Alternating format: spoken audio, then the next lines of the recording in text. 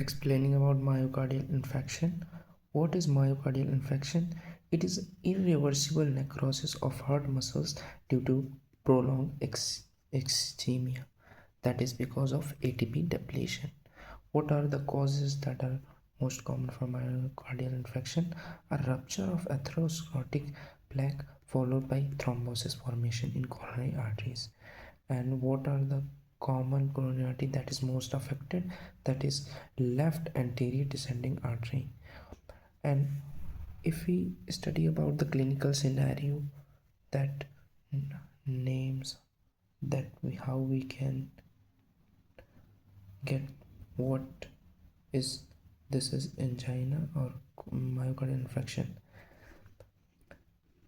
The patient of 50-year-old comes in a OPD and it shows symptoms like severe chest pain radiating to left arm, duration of pain is more than 30 minutes, and sweating.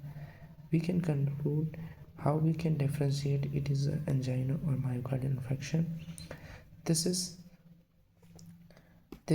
angina or myocardial infarction.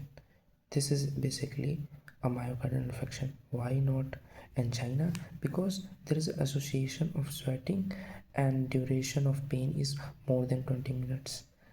As we know, angina is a transient ischemia, not a permanent, or we can say a necrosis. In a necrosis, there is a pain that is prolonged for more than angina. So on this basis, we can say myocardial infarction, the patient is having acute myocardial infarction. What are the types of myocardial infarction? There are two types of myocardial infarction, that is ST elevated and non-ST elevated. In a ST elevated, what ECG interpretations are? That is first one, this elevation of ST and hyperacute T wave and pathological Q waves. Then we get know about the management. In management, there is a trick that is called Mona B. That trick is used to remember the drugs and the essential for immediate treating of myocardial infarction. That is morphine, oxygen, nitrates, aspirin, beta blockers. But before going to know all these drugs or the components, first we give aspirin. Why? Because aspirin actually blocks the platelet aggregation. As we know, myocardial infarction is basically formed by what? Thrombus formation in coronary artery, and thrombus formation is completed by platelet aggregation. So first we give aspirin, then we give antiplatelet drugs, that is clopidogrel and ticagrelor,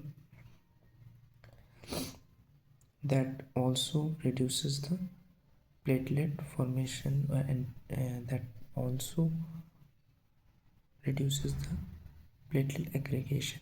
Third, we give SpO2, oxygen supply. But if the SpO2 is less than 90%, otherwise in excess oxygen, there is a chances of vasoconstriction that can lead to worsen the situation.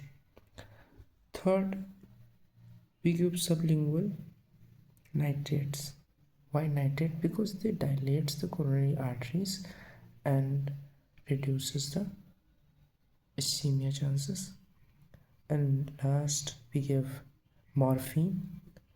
This is basically to reduce the pain.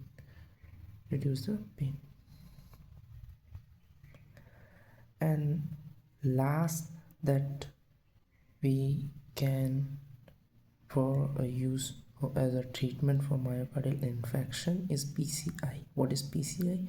Percutaneous coronary artery intervention. Some biomarkers, that is troponin, that is a biomarker.